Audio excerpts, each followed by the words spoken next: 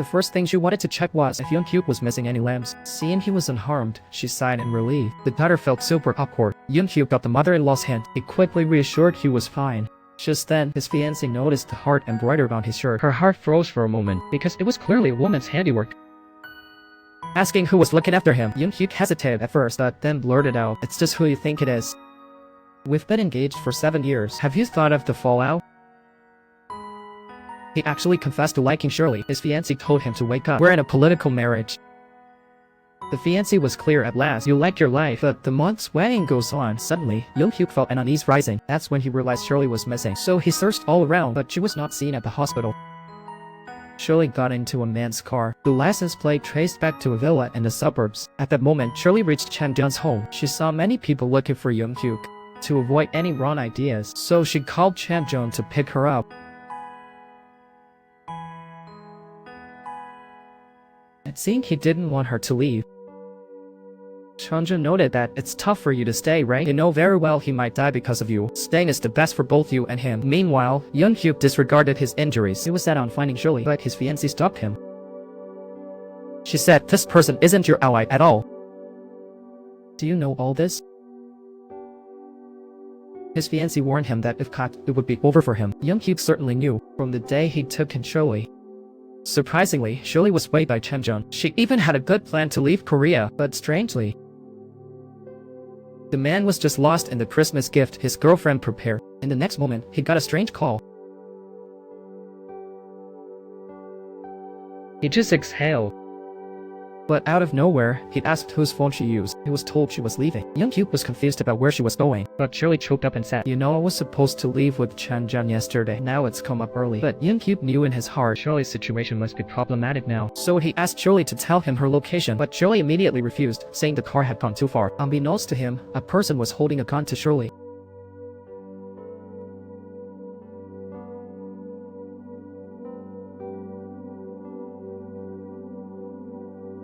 "May he stay healthy from now on. I wish your wedding goes well. To have a lovely family.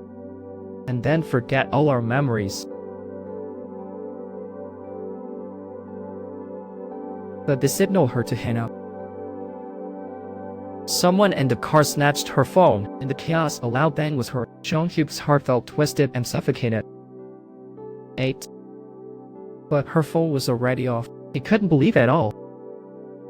Even battling with the bodyguards at the villa, despite his injuries, all to take out these 3 away.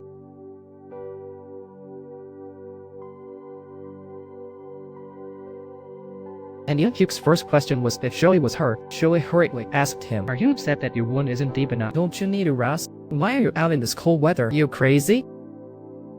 He'll take her abroad." But Shirley replied that she didn't need it. She had a way to go back now. She would marry Chang-jeon first. After getting a passport, she could leave smoothly. She had even accepted the wedding ring, so they wouldn't interact anymore. "And you can leave now." But watching Yoon-hyuk slowly walk away, Shirley felt a pang of heartache. And Yoon-hyuk felt worse at that moment. "It's so cold today.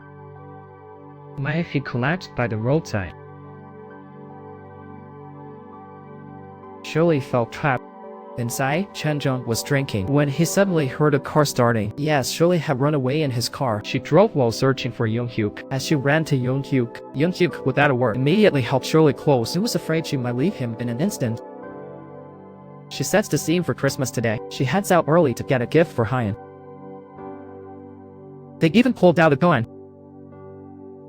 They're either gangsters or high officials. Hyun's first thought is of his fiancée. He cautiously asks her, "You haven't hurt her, right?" His fiancée unexpectedly admits it. "Yes, she's already dead. You'll never see her again in your life." And this idea brought him unexpected gains. He feels like life is a stage. He didn't expect she would return alive. Lying in this large bed, everything feels so unreal. Though her wishes came true, the next moment she fell into sadness. For some reason, although she's back, it kept her awake for a while. The collapsing tunnel into South Korea, but Southeast Korea doesn't know that the danger has just begun because someone's eyeing her. Shirley was totally lost, but Yoon-hyuk said he'd searched for her long. Good thing she'd heard that before, living around this area. "I can't believe I saw you on the street." At that moment, Shirley saw Young-hyuk came for her. Little did she know, Young-hyuk had other plans. She then learned from Young-hyuk his net could hear secretly. His goal was to look for his nemesis, Chao Si-kyung. Due to his many scams and smuggling, when he was about to catch him red-handed, he managed to slip away. Choi was stunned. But Young-hyuk told her he's here too, and his target is you. He plans to ruin our family. Choi seemed to understand. Young-hyuk vowed to return once caught. Choi understood. But before they could settle, the bell rang. They saw on the screen it was her bro. They knocked, but no one answered. Maybe they should just go in. Southeast happily let Young-hyuk hide first. But she was forced to ask who blacklisted our phones.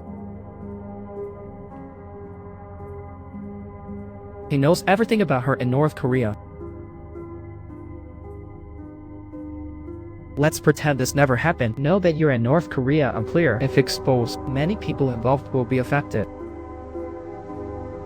With such relatives in power, one exists, and it's clear to the heart. Her relatives may not want her to come home safely, but just before leaving, the sister-in-law suddenly found a pair of men's shoes, and this would play a crucial role later. One day she was about to leave the lot. She knocked the hood before driving. She was about to mock Young-hyuk's logic. Suddenly she saw someone sitting in the car. She acted blind and tried to slip away, but they had noticed already.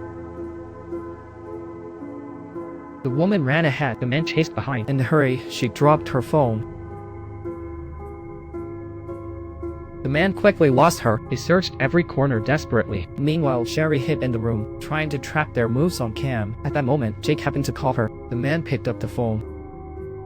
He lured him to the parking lot. Your partner is with me right now. Upon receiving the call, Jake rushed over. The other side was ready with a gun.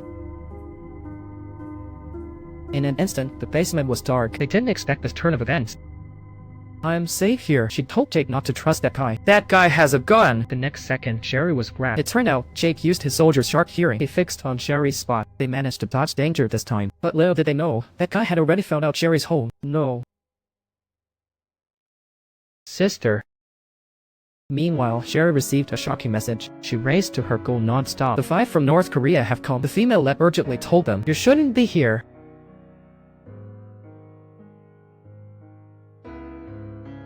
He helped Jin-hyuk bring Jeol-soo to justice. Soon they were taken to Shili's place, and the eavesdropper had a bad habit.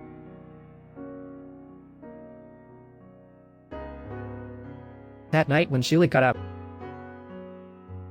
the eavesdropper told Jin-hyuk they were sent by your father Sin. Only 5 days until the games. After it's over, they'll take you back with them. But from Jin-hyuk's eyes, it was clear he didn't want to go.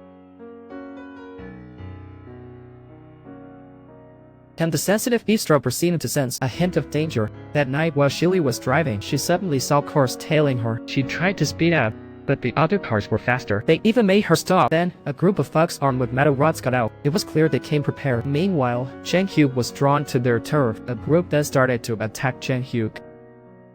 Using her connections, she rallied some gangsters. The gangsters asked if a friend was on hold for a year. Soon, a crowd arrived to support Jin-hyuk. The place became lively. Shirley witnessed the whole scene. As the bullet fired, a forceful car blocked Young-hyuk's position, shot through the glass, but Shirley lay still in the car.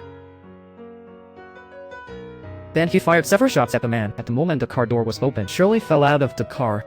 It was a shocking experience. He wished it were himself instead. Young-hyuk's heart felt frozen, never to come out. Soon, Shirley was wheeled out of the operating room. Seeing so many relatives waiting for her.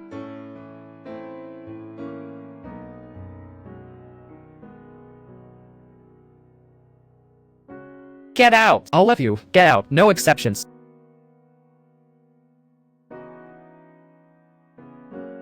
As soon as he heard, Young-hyuk ran towards the city. He ran in front of Shuri. Both were in tears. Sen-hut asked Shuri why he recklessly drove into such danger. What should I do then? Shuri just reached out to hug Sen-hut. He would give up all, even life. Excited, they tried to hug her. Shuri isn't in a state for hugs right now. A handshake would be better. Sen-hut wondered how they knew Shuri was awake. They said this slipped in while Shuri was unconscious. They wanted to know her condition here. And they recorded it too, to show Shuri how her family felt while she was out. Unseen, someone was filming them. They were surprised right on arrival. This angle is definitely hot news. With these photos, this month's earnings will break records.